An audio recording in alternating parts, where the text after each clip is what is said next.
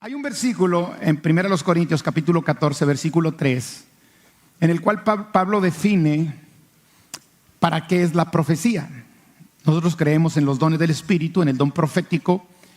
Creemos que la palabra profética más segura es la palabra de Dios.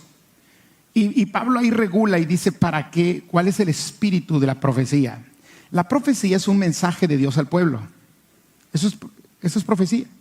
Cuando Dios te da un mensaje. Mucha gente la confunde con que Dios te va a predecir el futuro, o que Dios te va a decir que vas a estar más guapo dentro de 10 años.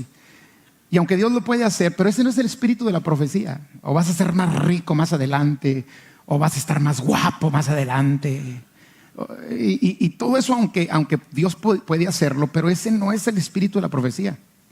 El espíritu de la profecía o la razón por la que existe la profecía es porque Dios quiere dar un mensaje a la gente a través de alguien. Entonces no se necesita ser un profeta de oficio para dar un mensaje a los demás. Cuando tú recibes una palabra de parte de Dios y tú la entregas a los demás, tú estás dando una palabra profética, porque es la palabra profética más segura. No sé si me estoy explicando. Por ejemplo, en el caso mío que hoy les voy a compartir, yo estoy seguro que esa es una palabra de Dios. ¿Por qué? Porque oré para ello, le pedí a Dios, Señor, dime qué les digo, qué es lo que tú quieres para tu pueblo, qué quieres que toquemos, qué tema, qué necesidades hay en tu pueblo. Y Dios pone el sentir de predicar este tema y es como una profecía, porque es un mensaje de parte de Dios. ¿Y qué es lo que Dios pretende con la profecía? Bueno, ahí dice 1 Corintios capítulo 14, versículo 3, si lo pueden poner, creo que ahí está, dice, pero el que profetiza habla a los hombres y a las mujeres también, ¿verdad que sí? ¿Para qué? Para edificación, para exhortación y para consolación. O sea, una palabra de parte de Dios siempre o te va a edificar, o te va a exhortar, o te va a consolar. ¿Están conmigo? Fuera de ese objetivo, no tendría razón de ser la profecía.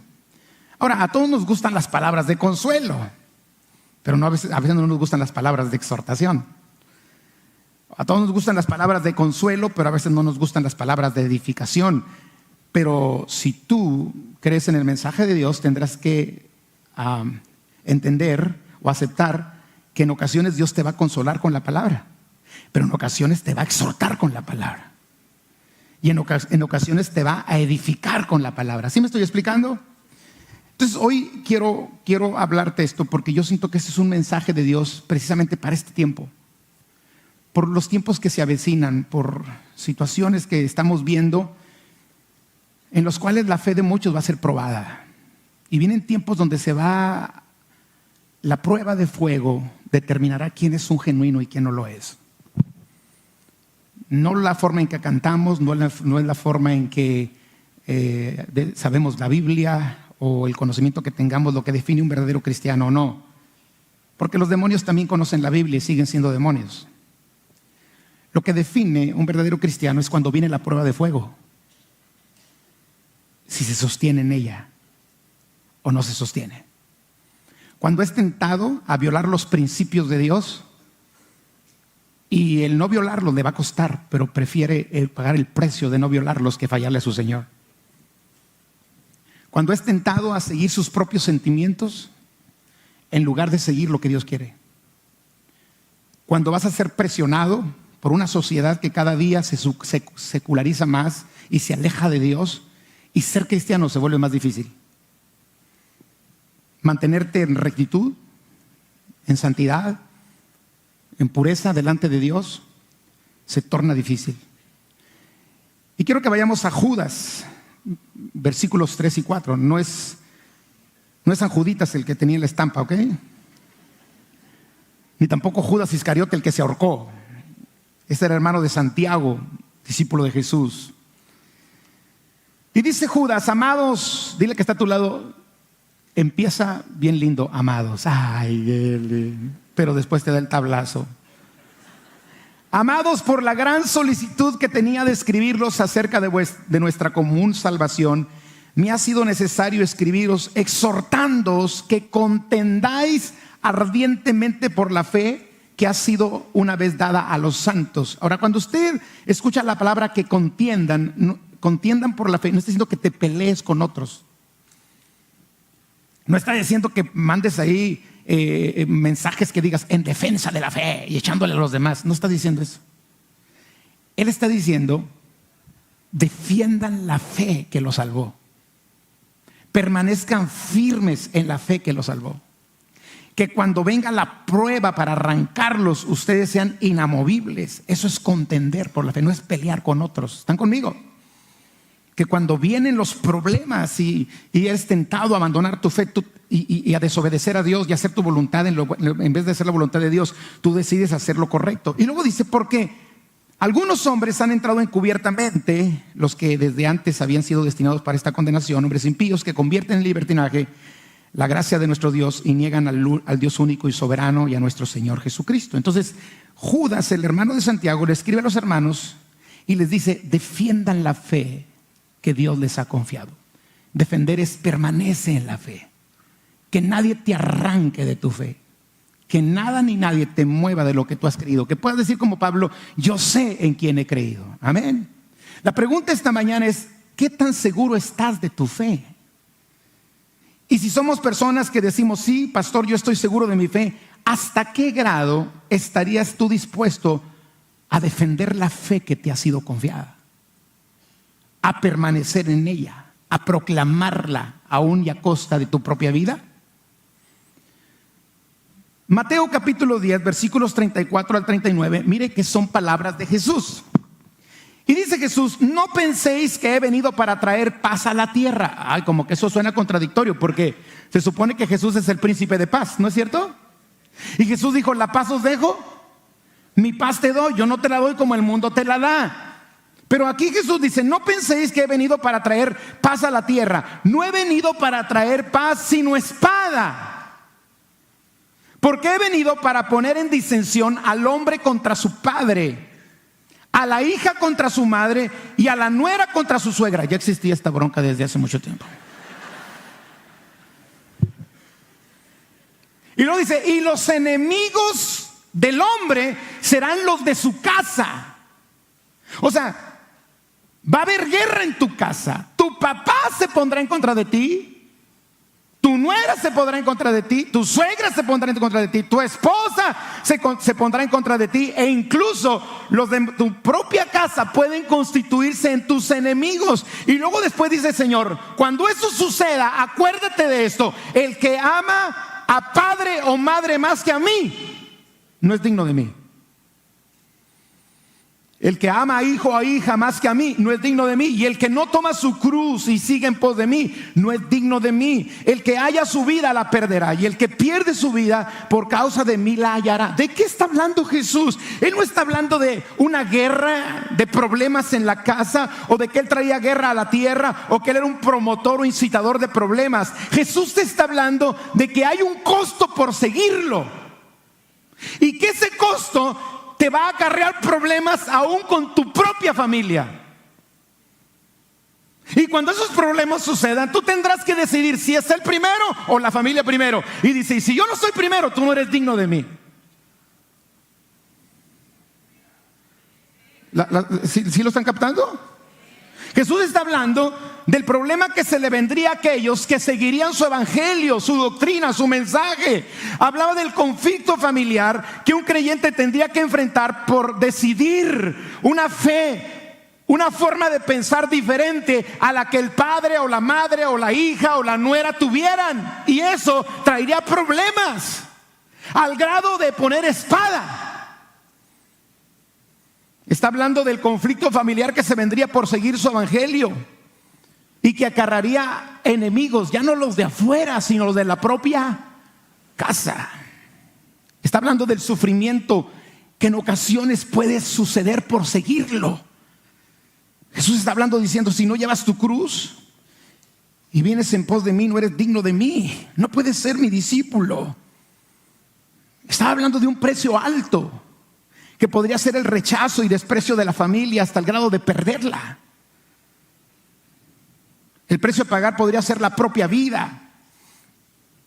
Jesús está hablando de que a la hora de decidir entre amarlo a él o amar a los de la casa, cuando están en contra, dice: primero me amas a mí. ¿Están conmigo?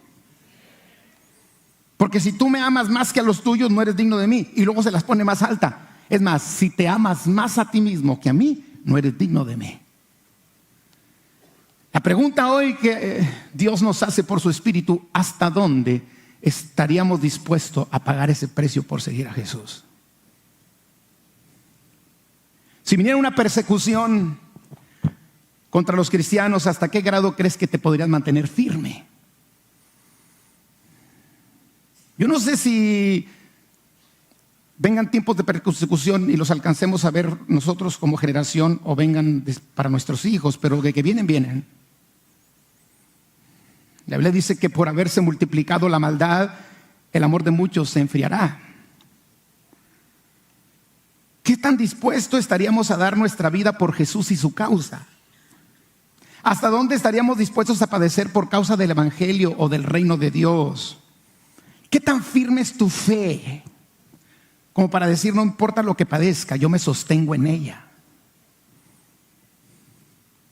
Quiero que veamos un ejemplo más. En Hechos capítulo 4, versículos 14 al 24, Pedro y Juan, Dios los había usado para sanar un paralítico. Los religiosos del tiempo de ellos se les vienen encima y los empiezan a cuestionar. ¿Y por qué hablaban ese evangelio? ¿Por qué traían esa doctrina? ¿Por qué traían esa palabra?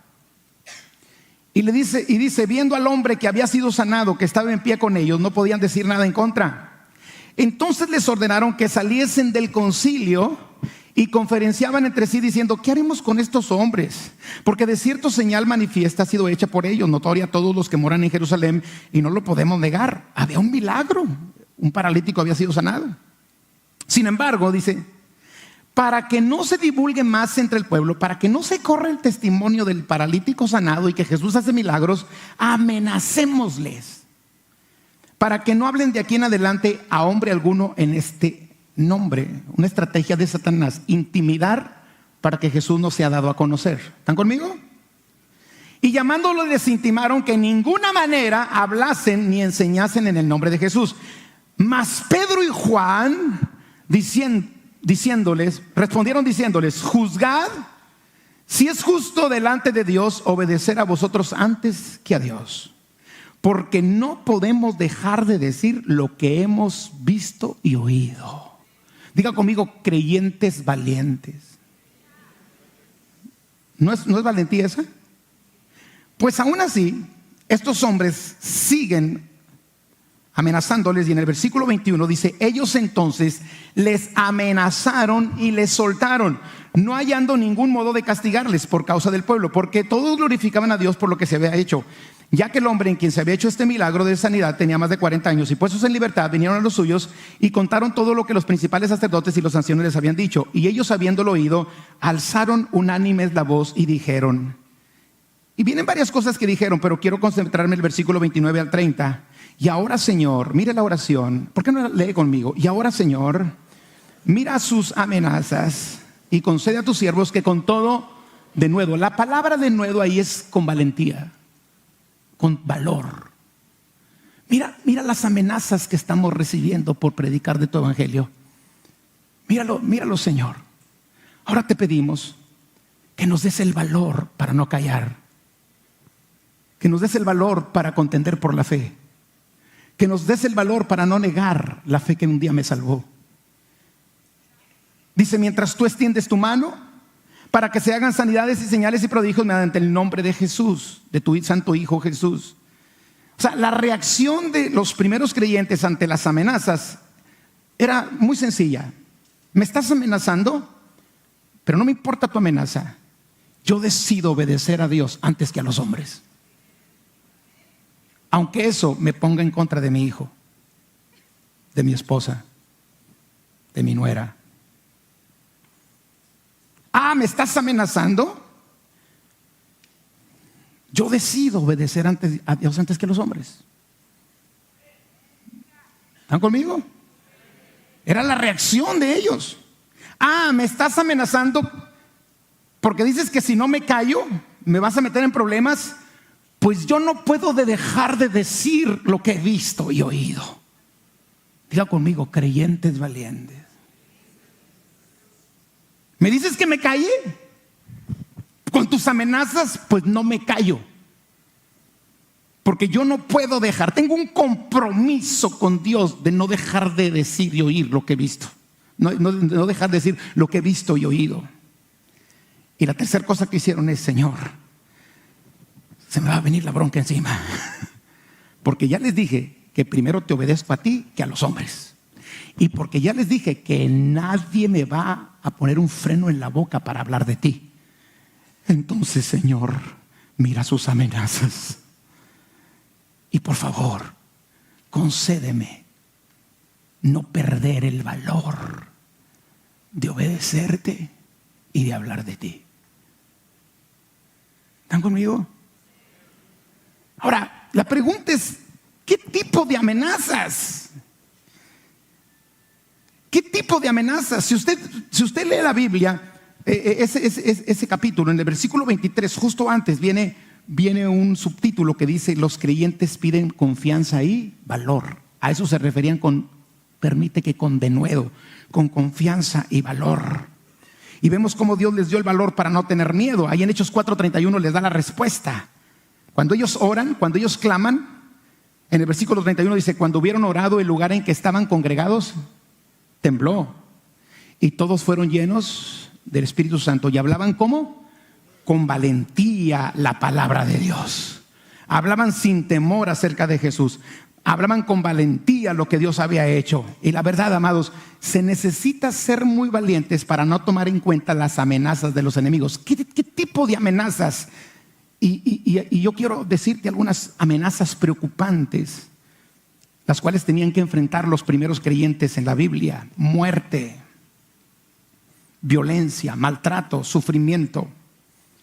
Había suficientes antecedentes registrados de sufrimiento de personas que se rebelaban contra el sistema religioso y político que no iba de acuerdo con los principios del Señor. Antecedentes como un horno de fuego para 3 jóvenes que no se inclinaron ante una estatua que Nabucodonosor había levantado. Antecedentes como la historia de Daniel, que por arrodillarse 3 veces al día fue echado en el foso de los leones. ¿Están conmigo? Antecedentes como la muerte de Jacobo, el primer discípulo mártir de Jesucristo. O como la muerte de Esteban, que fue apedreado. Ellos sabían que esas amenazas que les estaban dando, a eso se referían. O los padecimientos que describe Hebreos 11:35 al 38. Mire cómo lo describe: mas otros fueron atormentados, no aceptando el rescate a fin de obtener mejor resurrección. Otros experimentaron vituperios y azotes, y además de esto, prisiones y cárceles. Fueron apedreados, aserrados. Esa palabra aserrado significa que los abrían de piernas y con una sierra los partían en 2 por defender el nombre de Jesús, por la causa de Jesús. Puestos a prueba, muertos a filo de espada. Anduvieron de acá para allá cubiertos de pieles de ovejas y de cabras pobres, angustiados, maltratados, de los cuales el mundo no era digno, errando por los desiertos, por los montes, por las cuevas y por las cavernas de la tierra, escondiéndose de la muerte. Pero su clamor, cuando veían esas amenazas, decía: Señor, danos valor para que cuando yo tenga que decidir entre obedecer antes a los hombres que a ti, yo decida mejor obedecerte a ti. Señor, danos valor para cuando yo tenga que tomar la decisión, si amo más a mi padre que a ti, yo pueda escogerte a ti. Dame valor para que cuando me quieran silenciar para que no testifique mi fe y la experiencia que yo he tenido contigo, no importa la amenaza, yo la pueda seguir proclamando los milagros que tú haces. Amados, cuando yo veo esto y veo la condición de la iglesia actual, yo digo: Dios, ¿estaríamos realmente en la posición de pasar lo que ellos pasaron por ti? ¿Realmente defenderíamos y condenaríamos por nuestra fe como lo dice Judas? O como lo dice Jesús, cuando dice: aún los de tu casa serán tus enemigos por mí. Y tú tendrás que decidir si cedes o no a sus presiones, a sus demandas. Amado, cuando yo veo los padecimientos de los cristianos hoy en día. ¿Realmente qué padecemos? Al menos quiero referirme a nuestra cultura aquí, porque yo sé que hay lugares en el mundo donde hay persecución. Pero aquí en Monterrey, en la Chona City. ¿No es la Chona City aquí? Claro. ¿Qué es lo máximo que tú puedes y yo podemos padecer? ¿Burla? ¿Rechazo? ¿Que nos llamen gente rara, intolerante, retrógrada, religiosos? Esos son los padecimientos de hoy. Perder imagen ante la gente porque ellos esperan que tú seas como ellos y tú no lo eres. ¿Qué estamos padeciendo hoy? Quizá perder amigos en la escuela porque pues tú no eres como ellos y te van a rechazar. Eso es lo que tú vas a padecer. ¿Qué es comparado con lo que acabo de hablar ahorita? Pero ¿sabes lo que más me da tristeza? Es que hay tantos que ante esas cosas están cediendo y no están contendiendo por su fe. Y yo pregunto, si no podemos con la burla, ¿podremos decidir entre la vida y la muerte por seguir a Jesús?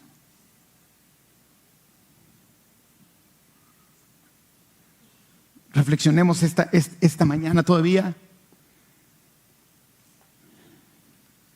¿Cuál es nuestra reacción ante las amenazas?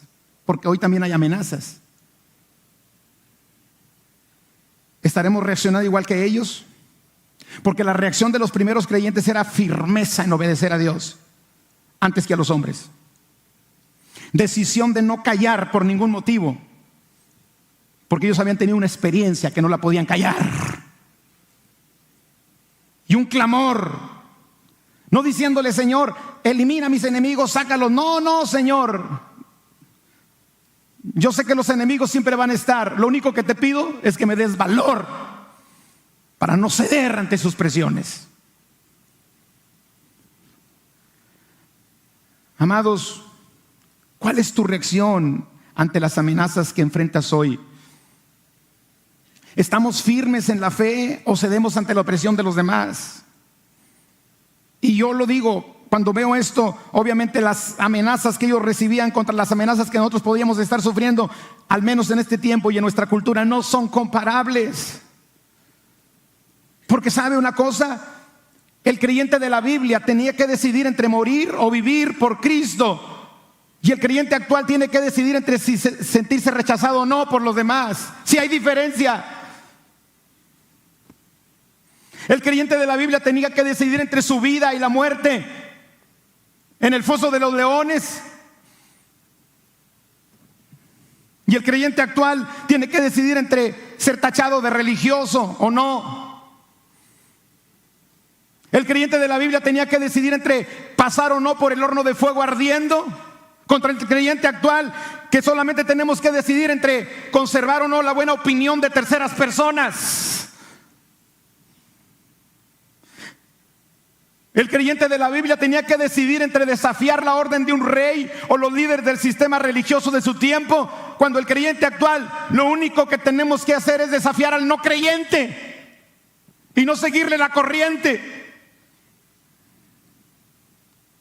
El creyente de la Biblia tenía que decidir entre el ser vituperado o no por causa del evangelio, contra el creyente actual que tiene que decidir si es considerado por los demás como intolerante o retrógrada. El creyente de la Biblia se enfrentaba ante la amenaza de ser despojado de todo lo que tenían, contra el creyente actual que se enfrenta ante la amenaza de perder cierta imagen ante un impío, cierto prestigio, que no digan que soy religioso, que no digan que soy de esos gente rara. Y el enemigo pone un freno en tu boca y el enemigo te hace ceder por temor a esas amenazas que no son nada comparadas con las que ellos sufrían, y entonces te avergüenzas del evangelio, cuando dice el apóstol Pablo: el evangelio es poder de Dios para mí.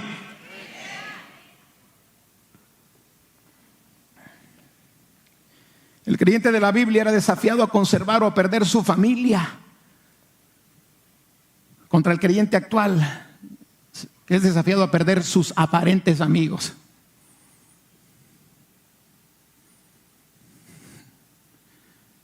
creyente de la Biblia tenía que decidir en si iba a ser cortado como una sierra a la mitad contra el creyente actual que está emproblemado por si tiene cheve o no en sus fiestas.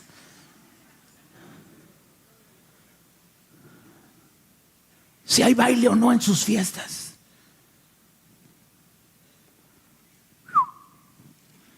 Es que ya no me va a hablar el vecino. Me es necesario obedecer a Dios antes que a los hombres. Es que si comparto de Jesús me van a decir que soy un religioso. No puedo dejar de decir lo que he visto y he oído.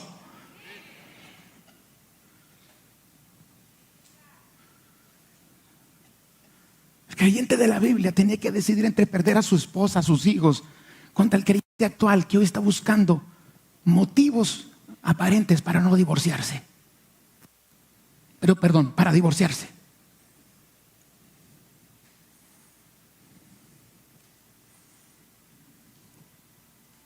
Están muy serios, hermanos. Algunos deben estar pensando, se me hace que le afectó que su esposa no viniera con él. Es la única que lo puede controlar. El creyente de la Biblia estaba dispuesto a morir por la causa de Jesús. Hoy la iglesia, si no hay aire acondicionado, no va a los cultos. Alguien se está desinflando.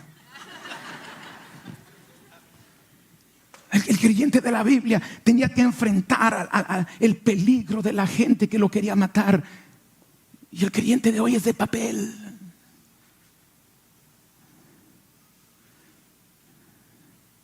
Es que no me habló. Ya no voy de esa iglesia porque es que no se sonrió. Yo te digo, si no puedes aguantar eso, podrás aguantar lo otro. Ay, pastor, ¿por quién lo está diciendo? Por ti que lo estás pensando.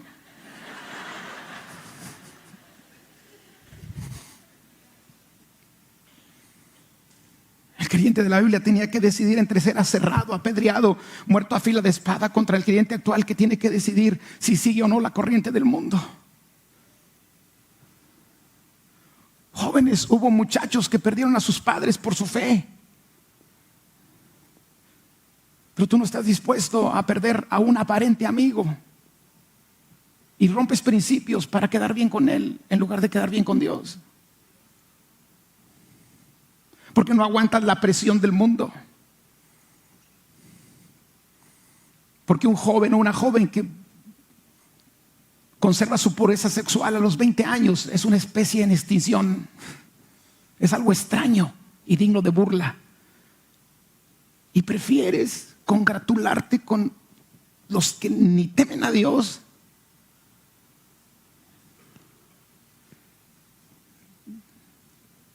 Rompiendo principios. Y pregunto, si no puedo con esto, ¿podré ante la amenaza de ser aserrado, vituperado? Hoy los padres están cediendo a las demandas de sus hijos. Es que mi hijo se va a sentir y si no hago las cosas como él quiere, me va a odiar. Me es necesario obedecer a Dios antes que a los hombres. Y el que ama a hijo o a hija más que a mí no es digno de mí. Y conste que no estoy provocando la violencia familiar, soy pro paz familiar. Ustedes me conocen, los que me conocen. Si usted viene por primera vez, no piense que yo soy antifamilia, ¿ok? Pero estoy hablando de esos casos donde tienes que pararte firme y defender tu fe y contender por la fe, como dice Judas. O escoger obedecer a Dios antes que a los hombres. Entre callar o hablar lo que Dios dice. El creyente de la Biblia se enfrentaba al desafío de tener que salir huyendo de su ciudad y andar errando por los desiertos, por los montes, por las cuevas, por las cavernas de la tierra. Y el creyente actual, si no hay estacionamiento, no llega al culto. Y en esta reunión aplica más. Tenían que vivir en cuevas, en cavernas. Hoy lo único que tiene que hacer el creyente es decidir si hace una fiesta mundana o no, o si se toma una cerveza o si fuma o no.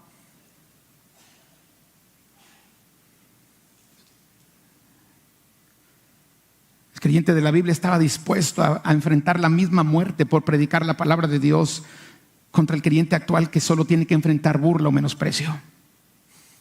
No hay comparación, amados. Y lo que me llena mi corazón y me preocupa es que si no puedo con esto, no estoy preparado para lo peor.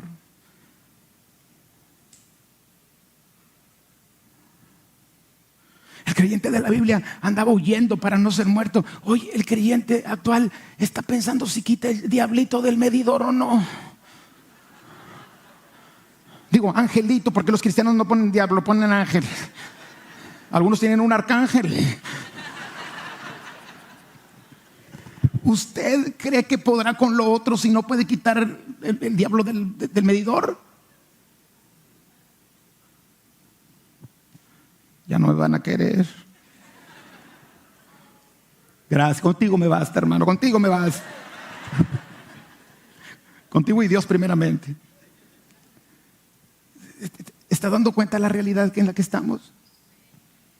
Oye, estás pensando, si hago esto voy a quedar mal con la sociedad. Y yo no estoy hablando de que no hagamos lo posible por hacer las cosas lo mejor y por tener cuidado y paz. No, estoy hablando cuando tú te pones en una Y donde tienes que decidir, ¿rompo el principio o sigo a Jesús?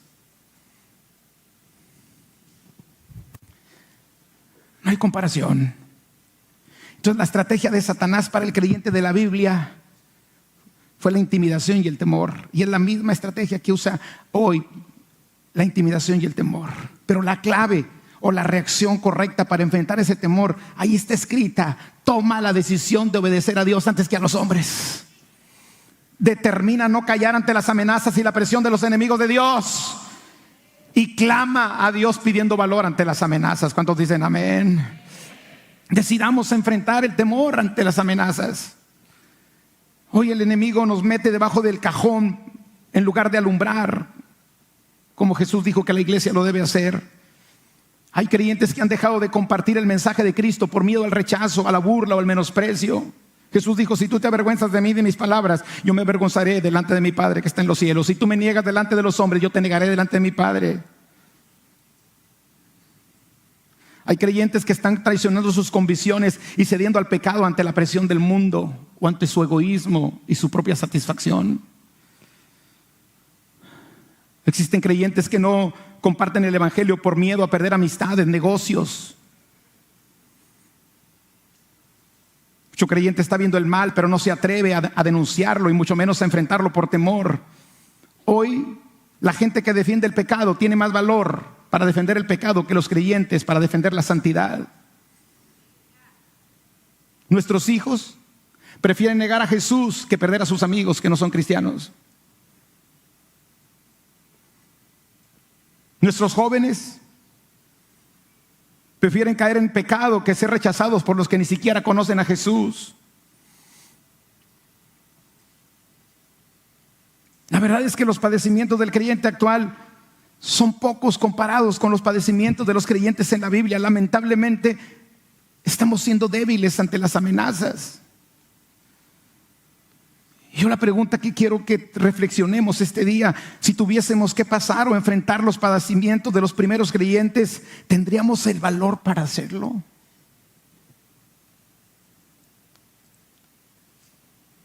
Y si no tenemos el valor para enfrentar la burla, menosprecio, rechazo, no tendremos valor para enfrentar la muerte si fuese necesario.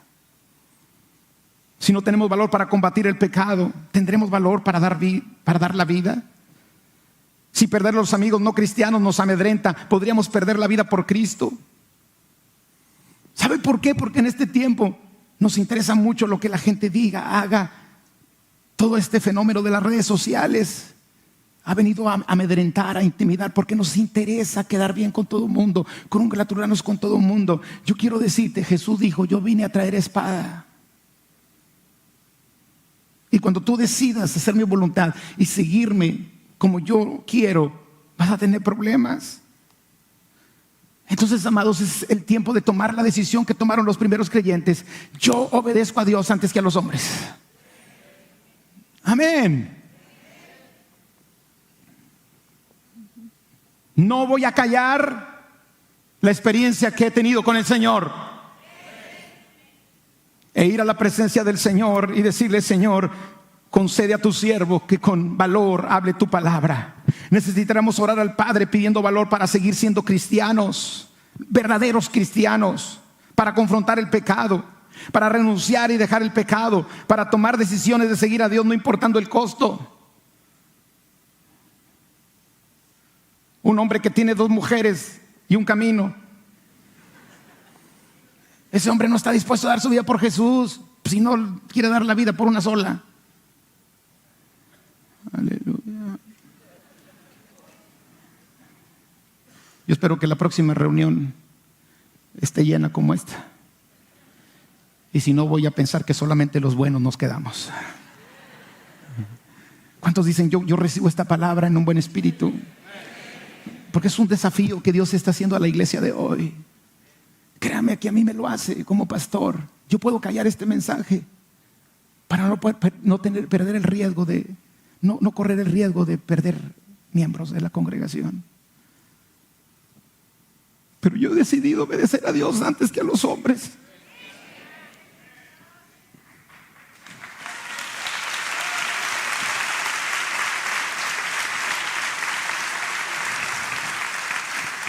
Y he decidido no callar, porque si yo callo, las piedras van a hablar.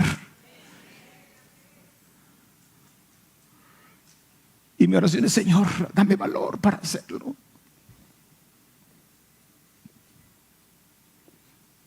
Porque también soy tentado a suavizar las cosas. Porque a nadie nos gusta quedar mal con nadie. Queremos que todos digan: San Francisquito el peloncito. A que me digan: ese pastor ya se volvió religioso, ese pastor ya se volvió legalista. No, yo odio el legalismo. Yo viví mucho tiempo siendo legalista. Yo amo la libertad en Cristo y creo en la gracia salvadora de Jesús, pero también creo en que la gracia se usa bien y no la usamos como libertinaje para la carne. Porque el que realmente valora la gracia la cuida, no la usa para el pecado.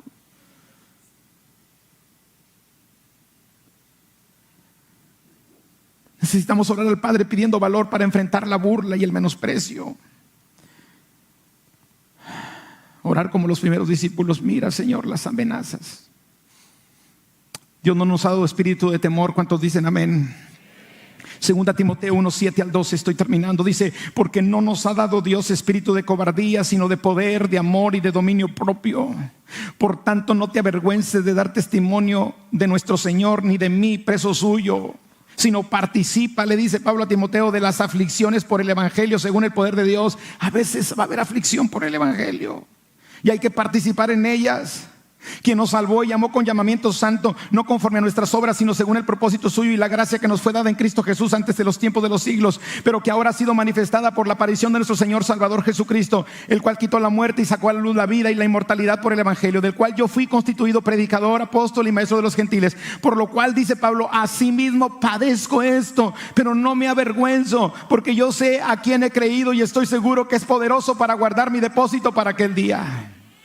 Amados, este mundo necesita de creyentes que hablen sin temor la palabra de Dios, de creyentes que no cedan ante la tentación del pecado, que confronten y denuncien sin temor el pecado, de creyentes llenos del Espíritu Santo. Y le voy a decir cuál es la clave para tener ese valor. ¿Cuántos dicen: yo quiero ese valor, pastor? ¿Saben de dónde salió esta predicación? Me van a decir que soy pecador. De una película que vi, una película de la vida real. Se trata, yo soy malo para los nombres de los actores y los nombres de las películas y nunca me fijo. Yo veo la película y no me ando fijando quién la. Pero era en los tiempos del genocidio en un país, ni me acuerdo el país, pero tenían que pasar por Sudán y había una persona de ese país que él empezó a salvar a la gente y a buscar cómo salvar a la gente en coordinación con la agencia de inteligencia de los Estados Unidos y de Israel. Y se llevaban los judíos etíopes, judíos etíopes que estaban siendo exterminados, morenitos, que estaban siendo exterminados, y esa persona era un judío etíope, y los pasaban por Sudán, y luego de Sudán los llevaban a Israel clandestinamente en barcos en la noche. Y había un grupo de personas que eran unos guerreros porque iban y se enfrentaban al peligro, pero salvaban la gente, y había una pasión en ellos por salvar la gente. Y a mí me impactó ese morenito, porque en una ocasión le dicen al morenito, le dicen: oye, ya no vamos a poder salvar a más, ya súbete tú a la barca, ya se acabó esto, ya el programa lo están quitando. Y el hombre decía: es que yo no puedo dejar a todos allí. No puedo dejar a todos mis hermanos etíopes ahí, no puedo. Pero es que ya, sálvate tú, es que no puedo hacerlo. Y cuando yo estaba viendo eso, dije: Dios, si yo tuviera que hacer eso, yo lo haría. Y dudé.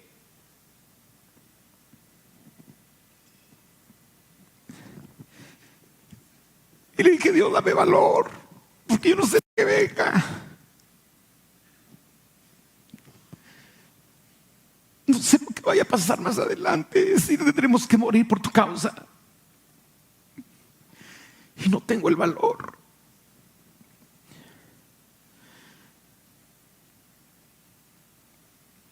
Y Dios quiere preparar a su iglesia.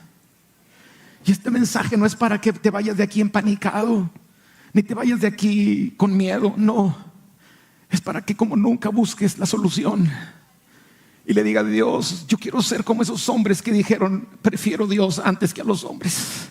Yo no voy a callar lo que tengo que hacer para salvar al mundo que me rodea, al menos donde estoy. Y la clave es muy sencilla. Alguien dice: yo quiero ese valor. Aquí está, versículo 31 de Hechos 4, y ya termino. Cuando hubieron orado, el lugar en que estaban congregados tembló, y todos fueron llenos del Espíritu Santo y hablaban con valentía la palabra de Dios. Las amenazas seguían, los riesgos seguían, los problemas seguían, pero había dentro de ellos una fuerza más grande que el temor: la misma presencia de Dios en sus vidas. Y eso es lo que la iglesia necesita, eso es lo que yo necesito. Y yo no estoy hablando esta predicación solo para ustedes, porque yo no sé en qué más voy a ser probado. Y yo no quiero reprobar.